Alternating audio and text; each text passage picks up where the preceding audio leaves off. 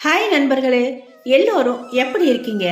இன்னைக்கு நாம ஒரு ரொம்ப ரொம்ப சிறப்பான, நம்ம எல்லோரும் மனசுக்கும் நெருக்கமான ஒரு விஷயத்தை பத்தி தான் பேச போறோம்.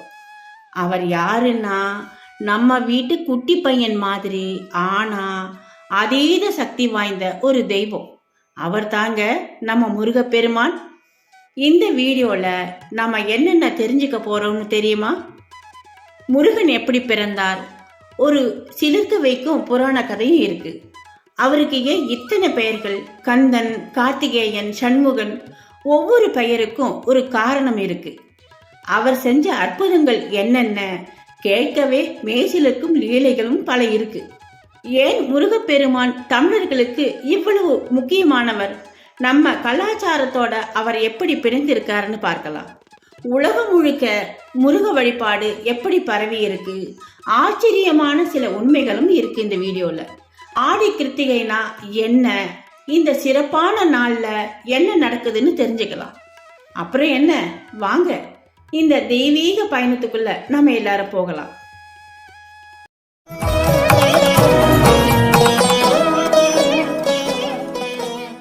முதல்ல முருகப்பெருமானோட பிறப்பை பத்தி பார்ப்போம். இது ஒரு சாதாரண பிறப்பு இல்லைங்க, ஒரு பெரிய புராண நாடகம்னு சொல்லலாம். சதிதேவி தட்சன் செஞ்ச யாகத்துல தன் உயிரை விட்டதுக்கு அப்புறம் சிவபெருமான் ரொம்பவே ஆழமான தியானத்துல இருந்தார். இந்த உலகமே சுத்திக்கிட்டு இருக்குங்கிறத மறந்து யோக நித்திரையில இருந்தார். அதே சமயத்துல சதிதேவி மறுபடியும் பார்வதி தேவியா பிறந்து சிவபெருமான கல்யாணம் பண்ணிக்கணும்னு தவம் இருந்தாங்க. இந்த காலகட்டத்துல தான் தாரகாசூரன் ஒரு பெரிய அசுரன் இருந்தான். அவன் பிரம்மா கிட்ட ஒரு வரம் கேட்டான். நான் சாகனம்னா அது சிவபெருமானோட மகனால மட்டும்தான் நடக்கணும்னு கேட்டான். சிவபெருமான் ஆழ்ந்த தவத்துல இருந்ததால அவரை யாரும் தொந்தரவு செய்யவே தைரியம் வரல.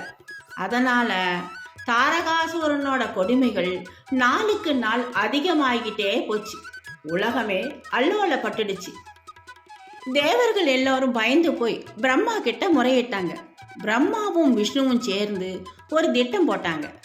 சிவபெருமானோட தவத்தை கலைச்சி அவருக்கு திருமணம் நடத்தி வச்சு ஒரு மகன் பிறக்க வைக்கணும். இதுக்காக மன்மதனை, அதாவது காம கடவுளை அழைச்சாங்க. மன்மதன் சிவபெருமான் மேல காமக்கணைகளை எய்தப்போ சிவபெருமான் கோபமா கண் திறந்தார். அவர் நெற்றிக்கண்ணல்ல இருந்து வந்த தீப்பழம்புல தான் மன்மதன் அப்படியே சாம்பலாயிட்டார். அதுக்கப்புறம் தேவர்களோட வேண்டுகோளை ஏத்து சிவபெருமானும் பார்வதி அம்மாவும் திருமணம் செஞ்சுக்கிட்டாங்க. கல்யாணத்துக்கு அப்புறம் சிவபெருமானோட நெற்றிக்கண்ணில் இருந்து 6 சக்தி வாய்ந்த தீப்பொறிகள் வெளிவந்தது. அந்த தீப்பொறிகளை அக்னி பகவான் எடுத்துக்கிட்டு போய் சரவண பொய்கையில இருக்கிற ஒரு குளத்துல போட்டார். அங்க ஒவ்வொரு தீப்பொறியும் ஒரு தாமரை பூ மேல அழகு வாய்ந்த சக்தி வாய்ந்த 6 குழந்தைகளா மாறிடுச்சிங்க. இந்த 6 குழந்தைகளை கார்த்திகை பெண்கள்னு சொல்ற 6 தேவதைகள் ரொம்ப அன்பா வளர்த்தாங்க. கொஞ்ச நாள் கழிச்சு பார்வதி அம்மாவும் சிவபெருமானும் அங்க வந்தாங்க. பார்வதி அம்மா அந்த குழந்தைகளை தன் கையில எடுத்து அணைச்சதும் ஒரு பெரிய அதிசயம் நடந்துச்சுங்க. ஆமாங்க, அந்த 6 குழந்தைகளும் ஒன்னா சேர்ந்து 6 முகங்களோட ஒரே குழந்தையா மாறிடுச்சு. அவர் தாங்க நம்ம முருகப்பெருமான்.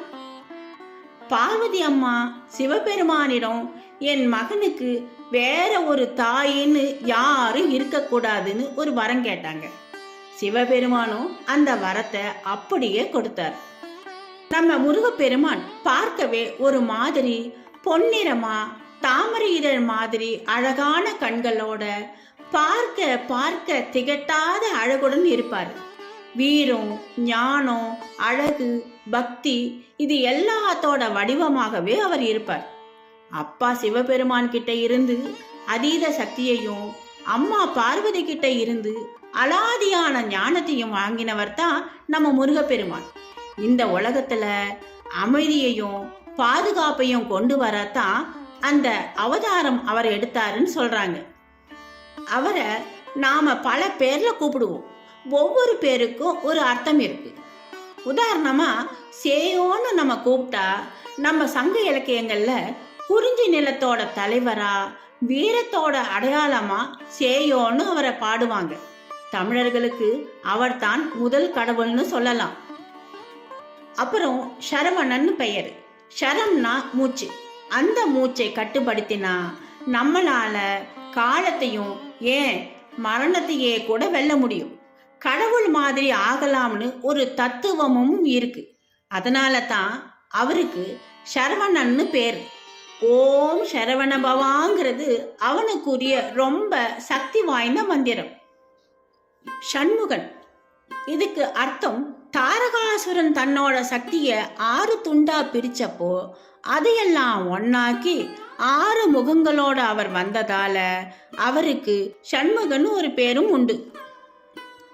வேல், மயில், சேவல் இவற்றை பத்தி பார்த்தோம்னா முருகனோட வேலாயுதம் ஞானத்தையும் எதிரிகளை அழிக்கின்ற வெற்றியையும் குறிக்குது. அவர் சவாரி செய்கின்ற மயில் வாகனம் வேகத்தையும் நம்மளோட அகந்தையையும் அடக்கிற சக்தியையும் காட்டுது.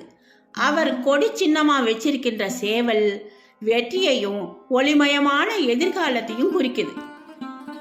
நம்ம முருகப்பெருமான் செஞ்சிருக்கிற சில அதிசயங்களை கேட்டா நமக்கே மேய்சிலிருக்கும். இதையெல்லாம் கேட்கும் போதே ஒரு பரவசம் வரும் பாருங்களேன். தாரகாசுரனோட கொடுமையிலிருந்து இந்த பூமியையும் தேவலோகத்தையும் காப்பாத்தினவர் தான் நம்ம முருகன். இந்த கதை குஜராத்ல இருக்கிற கவி கம்போய்ங்கிற இடத்தோட தொடர்புடையது. அங்க அவர் சம்பேஸ்வர மகாதேவன்னு ஒரு சிவலிங்கத்தையே பிரதிஷ்டை செஞ்சிருக்கார். தன் அப்பா சிவபெருமானுக்கு ஓம்ங்கிற பிரணவ மந்திரத்தோட அர்த்தத்தை எடுத்து சொன்னவர் தான் நம்ம முருகன். அதனால தான் அவரை ஞான பண்டிதன், குருநாதர்னு சொல்றோம். பிரம்மாவுக்கும் உபதேசம் செஞ்சவர் தான் நம்ம முருகன். அவர் சின்ன பையனா இருக்கும்போதே இந்திரனையும் மற்ற தேவர்களையும் கொன்னு மறுபடியும் உயிர்ப்பிச்சிருக்கார். இந்திரனோட வஜ்ராயுதத்தையே 1000 துண்டா உடைச்சிருக்கார். பாதாள லோகத்துல மேருமலையை தள்ளினது, கங்கா நதியோட ஓட்டத்தை தடுத்தது, 7 பெரிய மலைகளை உடைச்சது, 7 தீவுகளை சிதைச்சதுன்னு எக்கச்சக்கமான அமானுஷ்ய செயல்களை செஞ்சவர் தான் நம்ம முருகப்பெருமான். கேட்கவே பிரமிப்பா இருக்குல்ல. சில பக்தர்களுக்கும் அரக்கன் சூரபதனுக்கும் தன்னோட பிரம்மாண்டமான விஸ்வரூப தரிசனத்தை நம்ம முருகப்பெருமான் காட்டியிருக்கார். அதுக்கப்புறம் குமார வயலூர்ல அருணகிரிநாதரோட நாக்குல ஓம்னு எழுதி முத்தை தரு பக்தி திருநகைன்னு திருப்புகழை பாட வச்சவரும் நம்ம முருகப்பெருமான் தான். நமது முருகப்பெருமான் தமிழ் மக்களோட அடையாளமே ஆயிட்டார்னு சொல்லலாம். எப்படின்னு கேக்குறீங்களா? நம்ம தமிழ்நாட்டில் இருக்கிற 6 படை வீடுகளான திருப்பரங்குன்றம், திருச்செந்தூர், பழனி, சுவாமிமலை, திருத்தணி, பழமுதிர்ச்சோலை எல்லாமே அவருக்குரிய முக்கியமான கோயில்கள். இந்த 6 கோயில்களையும் பத்தி நம் தமிழ் புலவர் நக்கீரர் தன்னோட திருமுருகாற்று படைங்கிற நூலுல ரொம்ப அழகா பாடியிருக்கார். தைப்பூசம், வைகாசி விசாகம், கார்த்திகை, கந்த சஷ்டி, பங்குனி உத்திரம், சூரசம்ஹாரம் அப்படின்னு முருகனுக்குரிய எல்லா பண்டிகைகளும் தமிழ்நாட்டில் மட்டுமல்லாம உலகம் முழுக்க இருக்கிற தமிழர்களால ரொம்ப கோலாகலமா கொண்டாடப்படுது. தைப்பூசம் பல நாடுகள்ல தேசிய விடுமுறையா இருக்குதுன்னா பாருங்களேன். இதுவே நம்ம கலாச்சாரத்தோட பெருமையை உலகத்துக்கு எடுத்து சொல்லுதுன்னு சொல்லலாம். சிலர் என்ன சொல்றாங்கன்னா, சித்திர தமிழ் மொழிய முருகனே கண்டுபிடிச்சாராம்.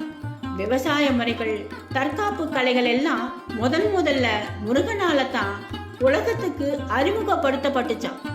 ஒரு நம்பிக்கை என்னன்னா, கடல் கொண்ட கபாடபுரத்துல நடந்த 2ஆம் தமிழ் சங்கத்துக்கு முருகன் தான் தலைமை தாங்கினார்னு சொல்றாங்க. கடைசியா ஆடி மாதத்துல வர ஆடி கிருத்திகை பத்தி பார்க்கலாமா? ஒவ்வொரு மாசமும் கிருத்திகை நட்சத்திரம் முருகனுக்கு உகந்தது தான். ஆனா ஆடி மாசத்துல வர கிருத்திகை இன்னும் ரொம்பவே விசேஷம். முருகன் 6 கார்த்திகை பெண்களால வளர்க்கப்பட்டதால இந்த நட்சத்திரம் அவருக்கு ரொம்பவே பிடிக்கும். இந்த நாள்ல பக்தர்கள் விரதம் இருந்து கோயில்களுக்கு போய் சிறப்பு வழிபாடுகள் செய்வாங்க. காவடி எடுத்தல், பால் குடம் சுமக்கிறது, வேலுக்கு அபிஷேகம் செய்யறதுன்னு பல நேர்த்தி கடன்கள்ல இந்த நாள்ல செலுத்துவாங்க. ஆடி கிருத்திகையில முருகனை வேண்டிக்கிட்டா நம்ம குடும்பத்துல நல்ல விஷயங்கள் நடக்கும்னு சொல்லுவாங்க. நோய்கள் எல்லாம் தீரும்னு சொல்லுவாங்க. எடுத்த காரியங்கள்ல வெற்றி கிடைக்கும்னு ஒரு நம்பிக்கையும் இருக்கு. முடிஞ்சா நீங்களும் இந்த நாள்ல முருகனை வழிபட்டு பாருங்களேன். இப்ப புரிஞ்சிருக்கும்னு நினைக்கிறேன் நண்பர்களே. நம்ம முருகப்பெருமான் எவ்வளவு பெரிய சக்தி, எவ்வளவு மகிமை வாய்ந்தவர்னு. இந்த தகவல் எல்லாம் உங்களுக்கு பயனுள்ளதா இருந்திருக்கும்னு நம்புறேன். இந்த வீடியோ உங்களுக்கு பிடிச்சிருந்தா கண்டிப்பா ஒரு லைக் போடுங்க. உங்க நண்பர்கள், உறவினர்கள் எல்லாருக்கும் ஷேர் பண்ணுங்க. முக்கியமா நம்ம சேனலை சப்ஸ்கிரைப் பண்ண மறந்துடாதீங்க. அப்பதான் அடுத்தடுத்து போடுற வீடியோக்கள் உங்களுக்கு உடனே வரும். மீண்டும் ஒரு சூப்பரான வீடியோவோட உங்களை சந்திக்கிறேன்.